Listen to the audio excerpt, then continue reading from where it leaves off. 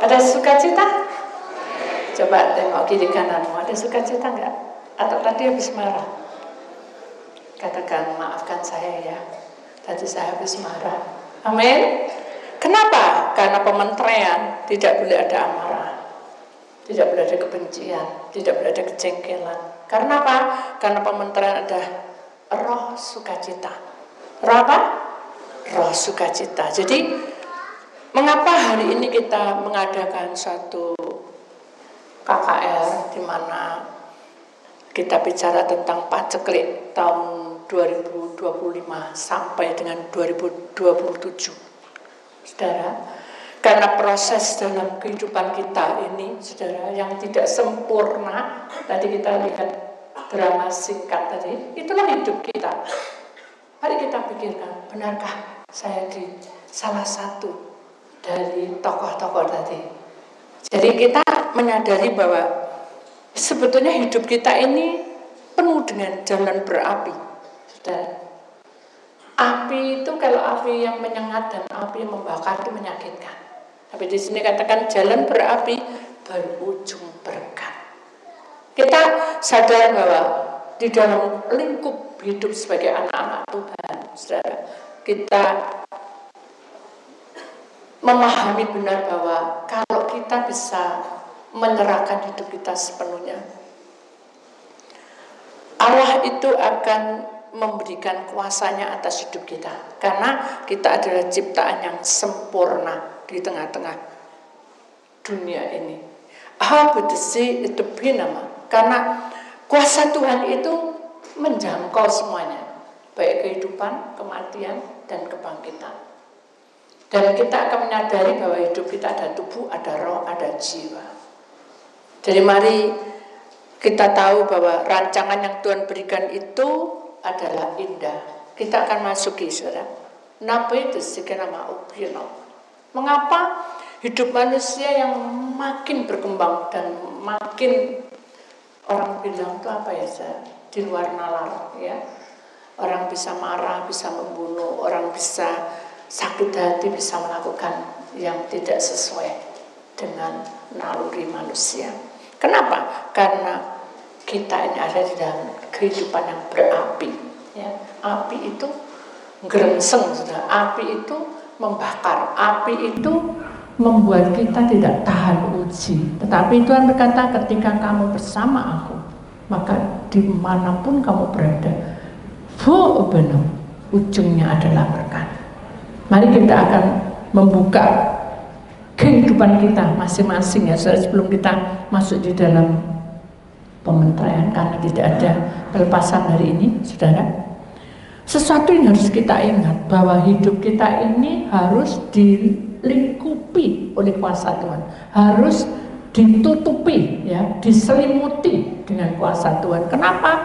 Karena dunia tidak menjamin, saudara, untuk masuk di dalam keselamatan. Dunia ini hanya menjanjikan kamu untuk berhasil, saudara, dan kamu menjadi benar-benar kaya dan benar-benar bisa lupa daratan. Selama dalam perjalanan kita ini selalu banyak kendala, ya, godaan, tantangan, cobaan, seperti di dalam gambar ini, saudara. Mengapa ada satu manusia yang berdiri tegak ke depan, saudara?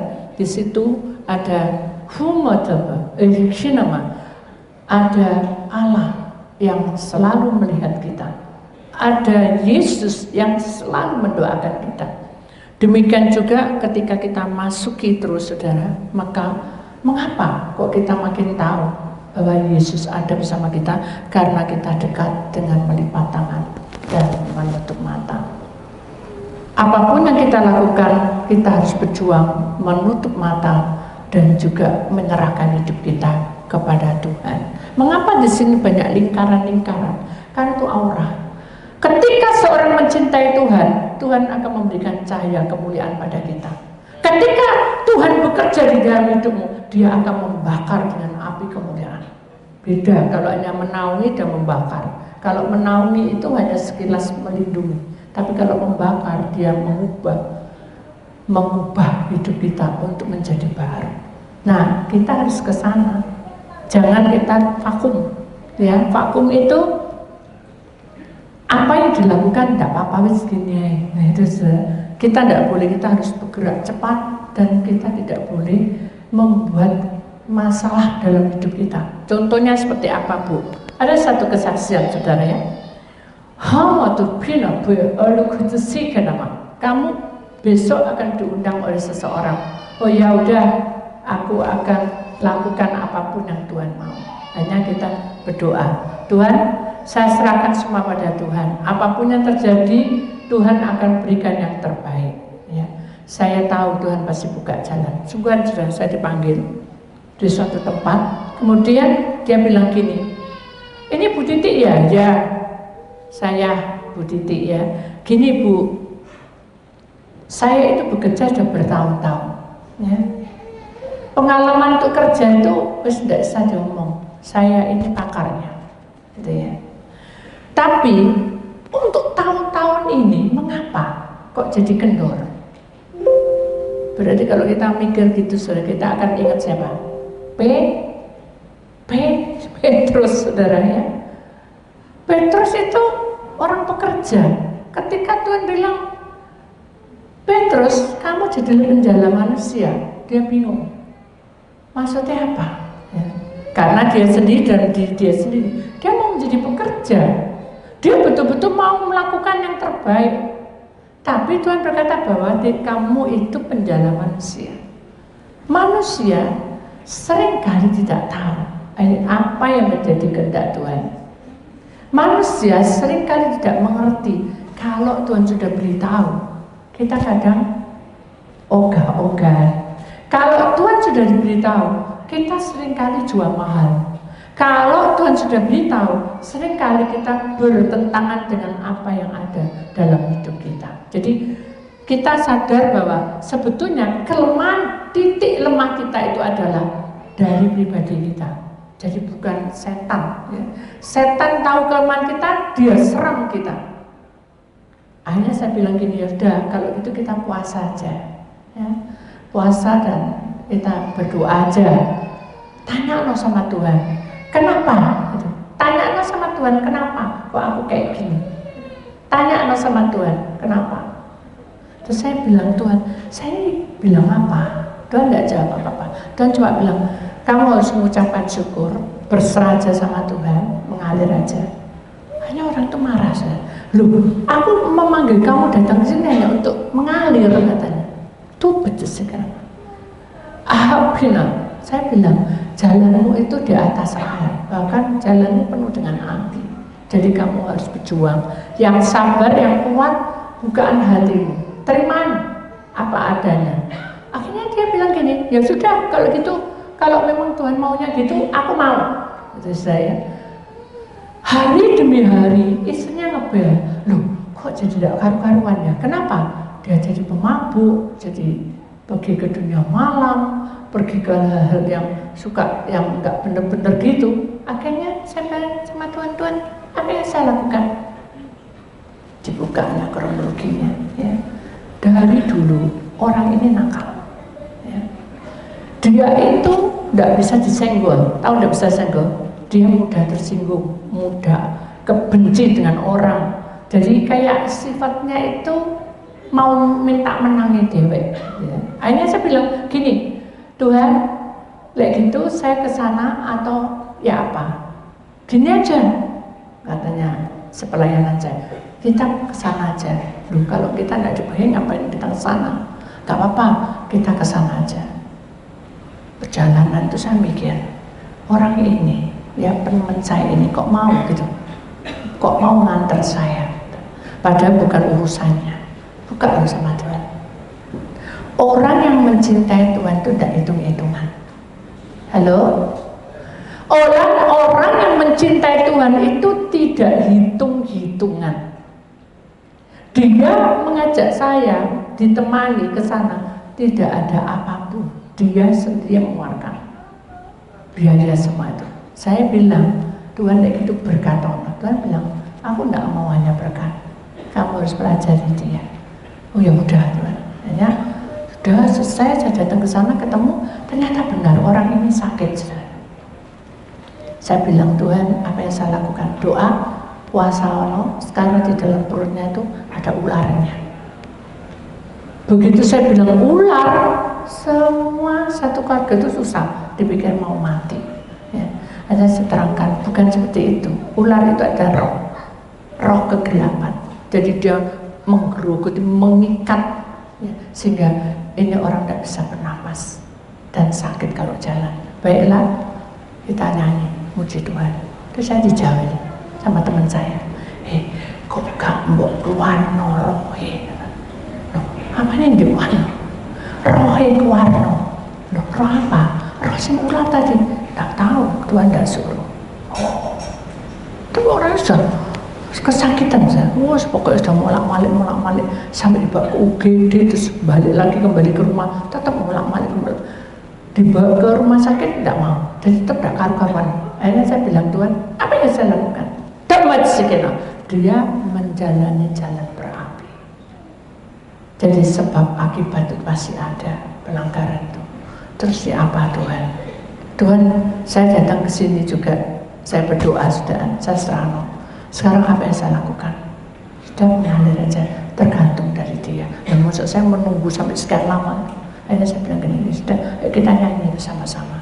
Di saat saya nyanyi bersama-sama, saudara, ada anak dia yang paling kecil, dia bilang, loh itu ada papa di sumur, ada papa di sumur. Akhirnya kita lari ke sana, tapi saya tetap di sini. Tapi saya sempat berdiri di bulu ini ya, kok rasa tidak nyaman. Akhirnya saya bilang, Tuhan, apa yang terjadi? Penunggu yang ada di sumur itu memang dulu, memang itu suka dikasih makan ya sama dia. Jadi dia akan mengambil nyawanya. Terus saya bilang, kalau orang sudah mencintai Tuhan, masa bisa diambil nyawanya? Bisa. Loh kenapa? Karena dia tidak percaya, dia suam-suam kuku. Oh iya, kalau itu bagaimana? Ya sudah, doa perangi itu. Waduh Tuhan, perang. Ya sudah, saya berdoa. Tapi Tuhan bilang, tanya sama Tuhan rumah, percaya enggak? Wah ini Tuhan, ya sudah, gitu. Ikuti aja. Kamu tahu enggak rumah di sumur di sini begini. Seorang itu sampai bingung. Oh ya memang aku dengar di situ ada penunggu yang begini. Misalnya saya bilang, ya sudah, kalau itu kita doa. Lah yang sakit itu sudah, yang sakit itu dia bilang, aku enggak percaya. Jadi posisi yang sudah koma, dia bilang, aku enggak percaya. Akhirnya saya bilang, Tuhan, orangnya enggak percaya, ya sudah biarin. Kalau kamu doain berapa puluh kali pun, itu setan enggak akan pergi. Ya sudah, saya diam, saya pulang. Tengah malam, saya peperangan. Orang yang roh yang lagi koma, manusia ini bisa koma. Koma bukan koma mati bisa. Koma itu dalam posisi tidak punya uang bisa koma. Stres bisa koma, jadi berhalusinasi. Dia kedatangan ular yang besar dan melingkari dia dan dia mati. Nah saat mati itulah dia ketemu dengan terang besar dan dia bilang itu Tuhan Yesus. Dan Tuhan hanya berkata, mendekati, bertobatlah kamu. Karena jalan yang berapi ini tidak ada ujungnya karena kamu tinggal di dunia. Jangan nangis. Akhirnya, maukah kamu bertobat? Dia jatuh dan dia bertobat. Itu rohnya, itu rohnya. Ketika dia sudah bertobat, dia sembuh. Ya. Malam itu dia bisa minum, bisa makan banyak. Akhirnya saya datang besok paginya, dia bilang, saya ketemu dengan Tuhan Yesus. Oh puji Tuhan, tapi aku masih tidak percaya. Pengen cerita. Saya bilang, kenapa enggak ketemu masih tidak percaya? Tuhan berkata, ketika bangsa Israel keluar dari Mesir itu sudah berapa mujizat. Bangsa Israel tidak percaya. Jadi orang yang tegar tengkuk, permasalahan yang lebih besar. Sudah biarin aja, tidak usah berdebat. Nah itu hanya saya udah, saya mau pulang. Ketika saya melangkahkan, Tuhan bilang, doa di sumur itu, vakumkan dulu. Saya doa, ayo kita ke sumur, doain, vakum. Kenapa divakumkan? Kalau tidak divakumkan, dia akan mengambil roh orang orang itu tadi. Tuhan masih memberikan kesempatan pada orang ini. Hingga akhirnya belum 40 hari saudara, dia sudah bertobat.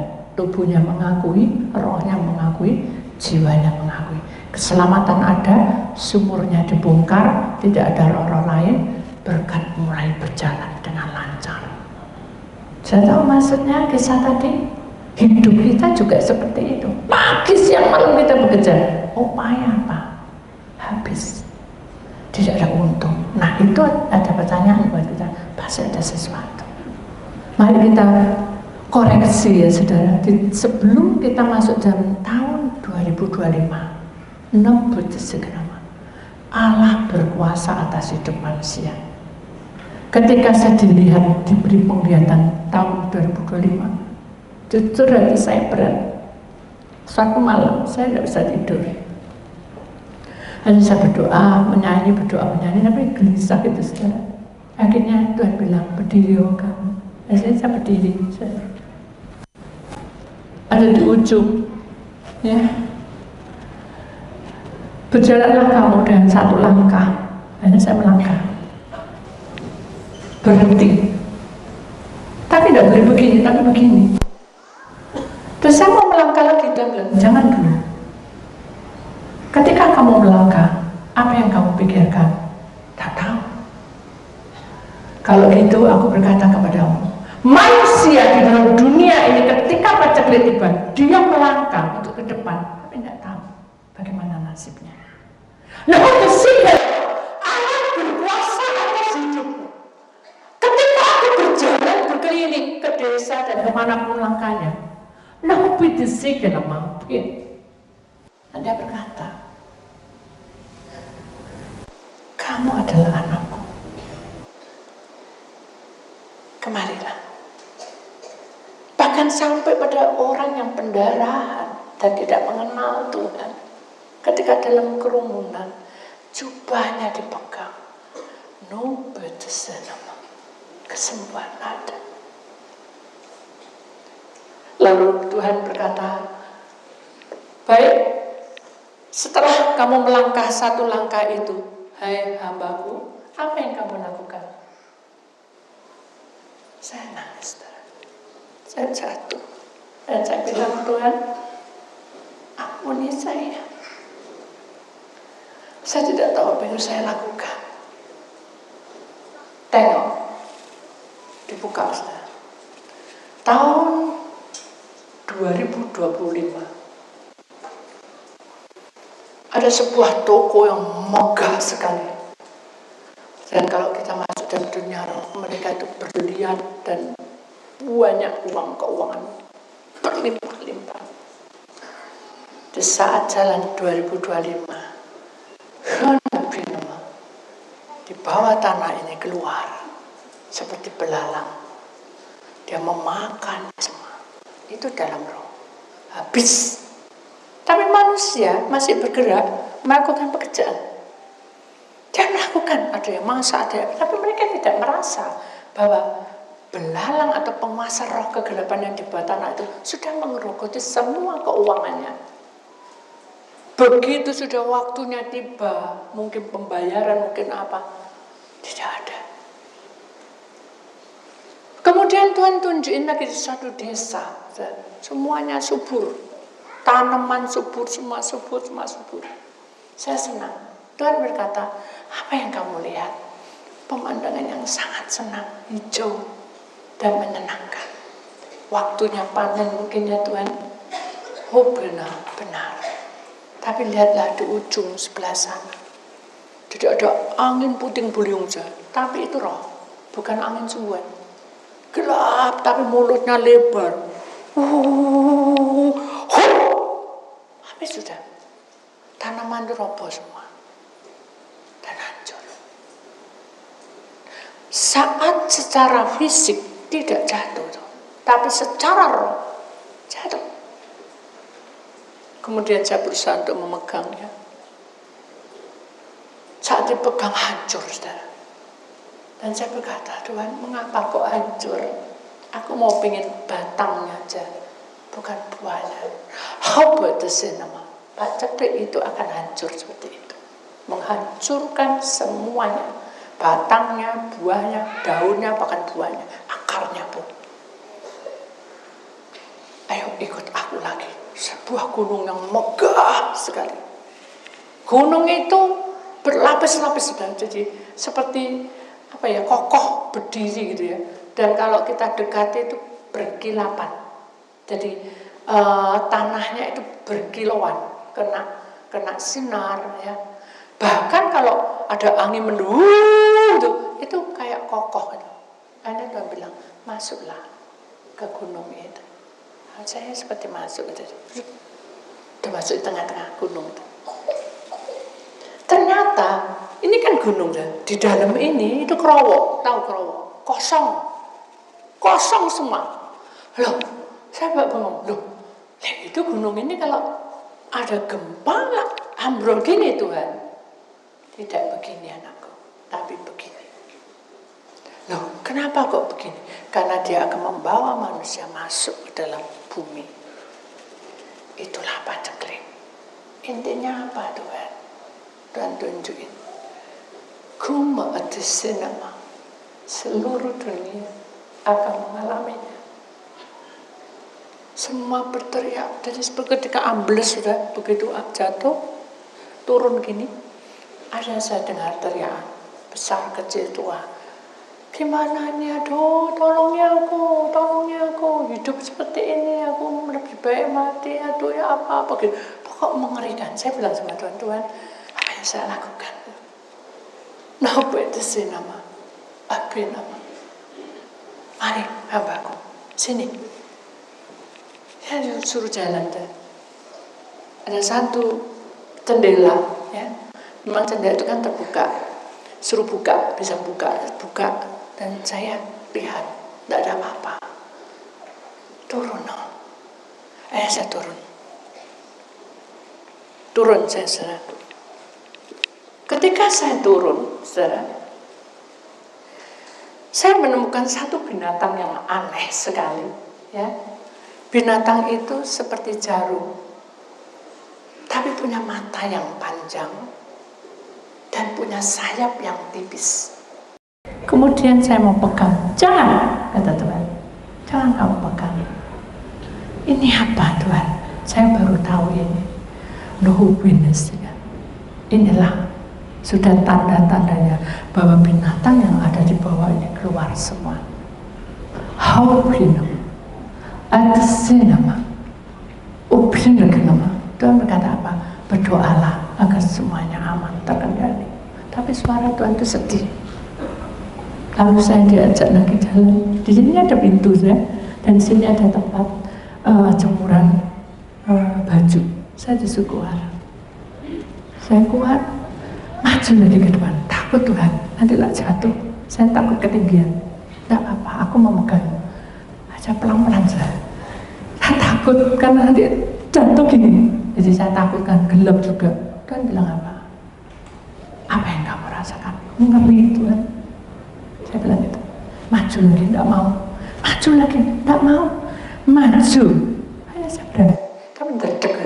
Maju lagi. Apa yang kamu lakukan? Apa yang kamu rasakan? Sudah tidak karu-karuan Tuhan. Kacau semua. Kacau hidupnya kayak rasanya mau mati mau apa. Itulah saatnya. Pada saat paceklik manusia akan melakukan itu. Aduh Tuhan, jangan sampai. Tuhan sedih saudara. Jadi begini, di dalam Yesaya 43 ayat 2 begini bunyi firman Tuhan, apabila engkau menyeberang melalui air, aku akan menyertai engkau. Atau melalui sungai-sungai, engkau tidak akan dihanyutkan.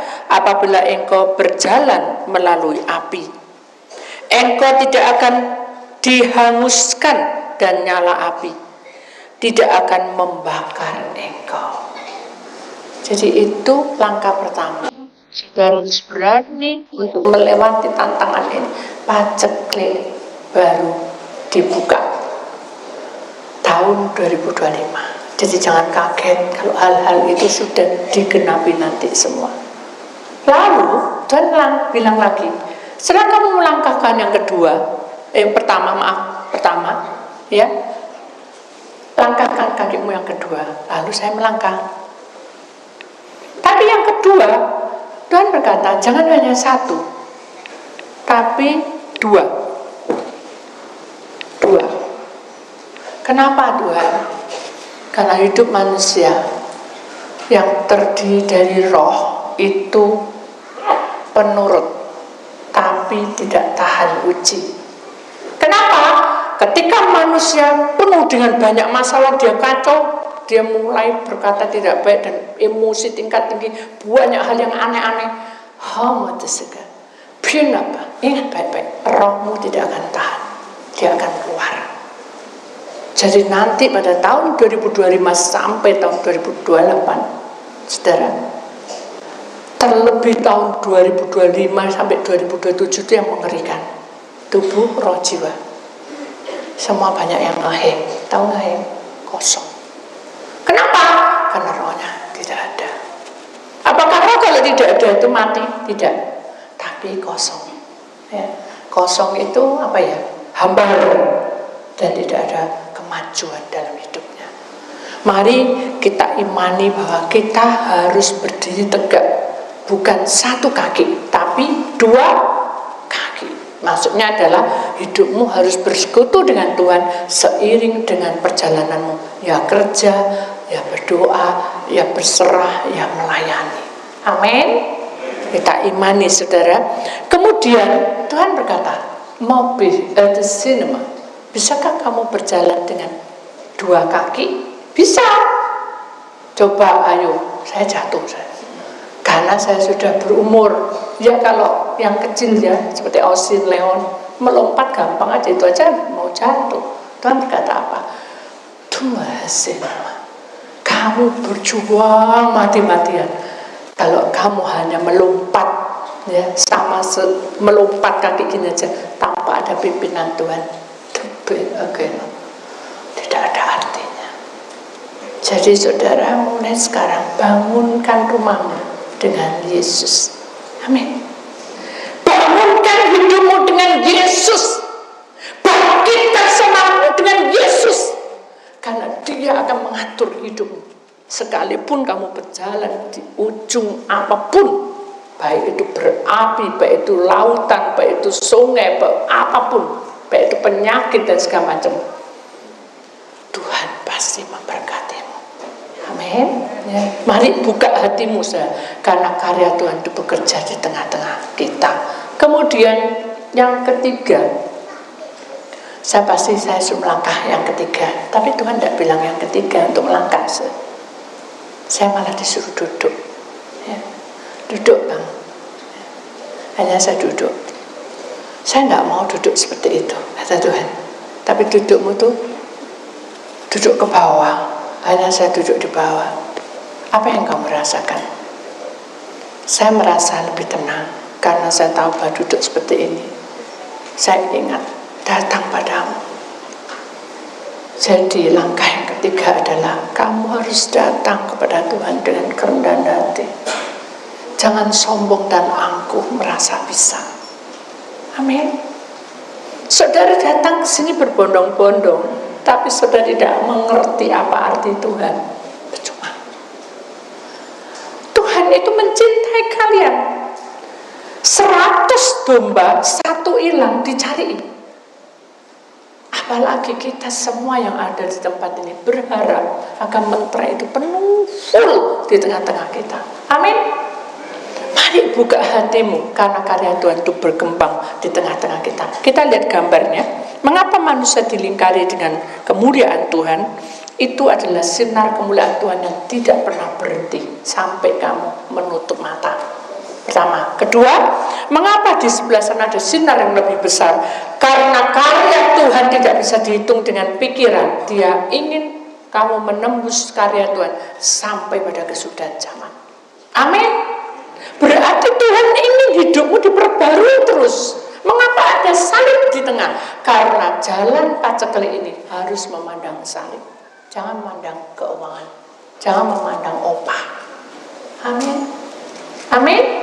Mari kita kita lakukan itu saudara, karena waktunya Tuhan sudah tiba. Tuhan akan memberkati kita semua. Semuanya kekeringan, Tuhan memberkati kita. Kalau kita sudah diberkati, orang lain pasti juga mendapat berkat dari kita. Amin. Kenapa? Karena Tuhan ingin mentransfer kemuliaan, Tuhan mentransfer anugerah, Tuhan mentransfer berkat dari Tuhan. Itu yang Tuhan mau. Tuhan tidak ingin kita jadi sombong. Biarlah di tahun 2025 sampai 2027 itu perjuangan saja. 2028 itu mulai dari munculnya sesuatu. Nanti kita akan bahas itu ya di KKN yang berikutnya. Sekarang ini kita harus berjuang karena Tuhan lagi mengangkat tangan dan Dia lagi mau memberkati hidupmu. Amin. Amin. Ikuti saudara, karena Tuhan bertindak atas kehidupan kita. Kita lihat gambar yang terakhir. Tuhan mengangkat tangan dan Tuhan memberkati kita semua. Tidak peduli kamu siapapun yang di dalam hidup kita, cuma satu, Tuhan mau. Lucy come to my heart, luha ku sing no more. Tuarisi homa kurisi loha. Ingat saudara, itu bahasa malaikat. Fumetesi. Tuhan hanya ingin kamu mengucapkan syukur dengan segala kerendahan hati. Di sanalah Allah bertata memberkati hidupmu. Amin. Saudara, ada satu kesaksian sebelum saya tutup, saudara, dan saya mohon juga siap-siap yang lain. Ada sesuatu yang membuat saya bahagia ketika saya itu melihat pemandangan yang sangat membuat saya tersentuh, ya saudara.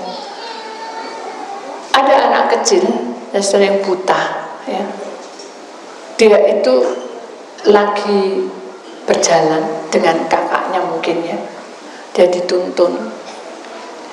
Ketika dia berjalan, ada mobil yang lewat, itu habis hujan, jadi dia kesiram semua. Lalu dia meraupi mukanya, itu mukanya gondol kan, diraupi mukanya. Ini basah semua, dia sempat tersenyum. Sempat apa? Tersenyum. Sedangkan kakaknya marah-marah, dia berkata kutuk pada mobil yang lewat itu tadi. Akhirnya adiknya nanti megang, jangan kak, jangan, saya tidak dengar kaknya, tapi jangan seperti itu, biarin aja.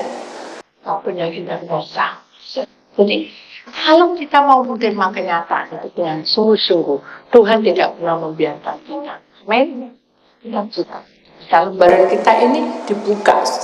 Kita ini harus belajar untuk melatih diri kita untuk sukacita. Untuk apa?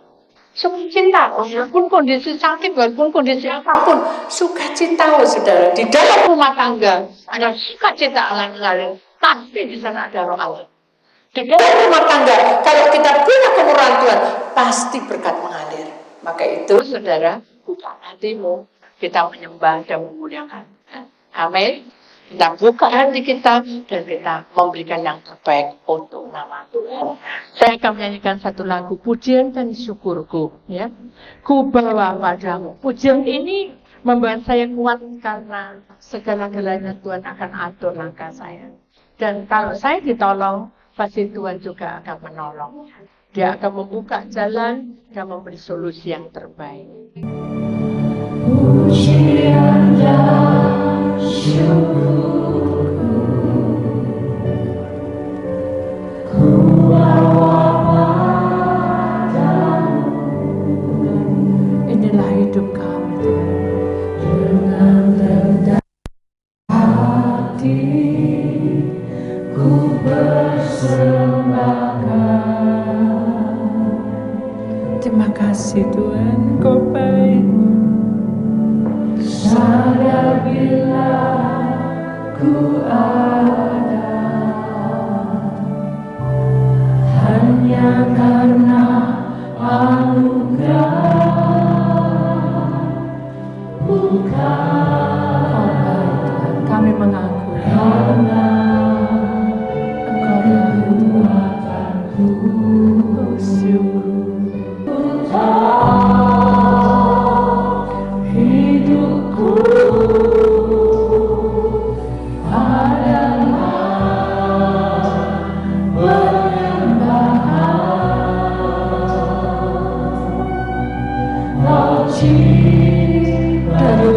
Allah, ujung Engkau menciptakan kami dengan sempurna. Terima kasih Yesus. Ku tahu hidupku berharga di matamu.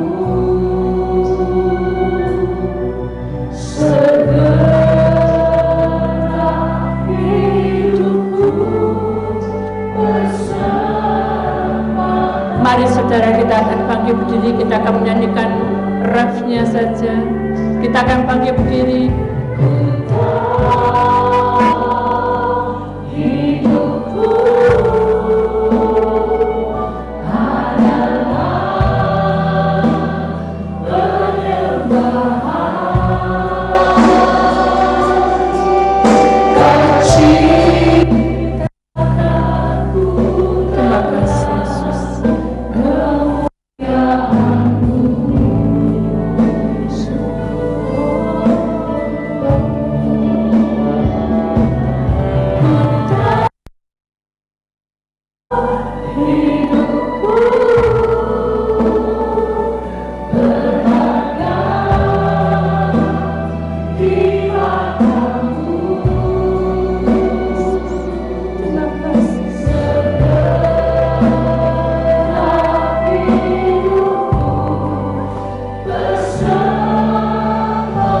adalah saudara, angkat tangan kedua tanganmu.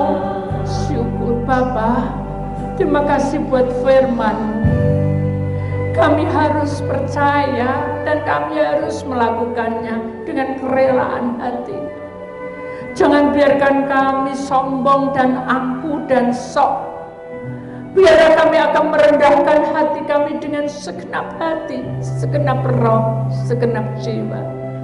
Jangan boleh kami angkuh, jangan boleh kami Tuhan seenak-enaknya melakukannya, menghitung-hitung berkat-berkat itu, tapi dengan tidak mau mengerti keadaan. Ampuni kami. Lihatlah tangan-tangan kami yang terangkat ini ya Bapa, kuasailah kami. Hingga kami tahu rancangan apa yang harus kami lakukan untuk masa depan kami. Kami akan menyambut tahun 2025 ini dengan sorak-sorai kemenangan bersamamu. Walaupun paceklik tiba, Tuhan memberkati kami semua. Mari saudara, angkat tanganmu lebih tinggi lagi. Kami siap menerima hujan berkat-Mu. Maka ladang hidupmu diberkati, ladang rohanimu diberkati, ladang rumah tanggamu diberkati, ladang kesehatanmu diberkati, ladang pekerjaanmu diberkati, ladang pelayananmu diberkatinya. Di dalam nama Tuhan Yesus, kami siap memuji dan memuliakan nama-Mu Tuhan. Yang percaya, kita sama-sama berkata, amin. Beri kemuliaan Tuhan.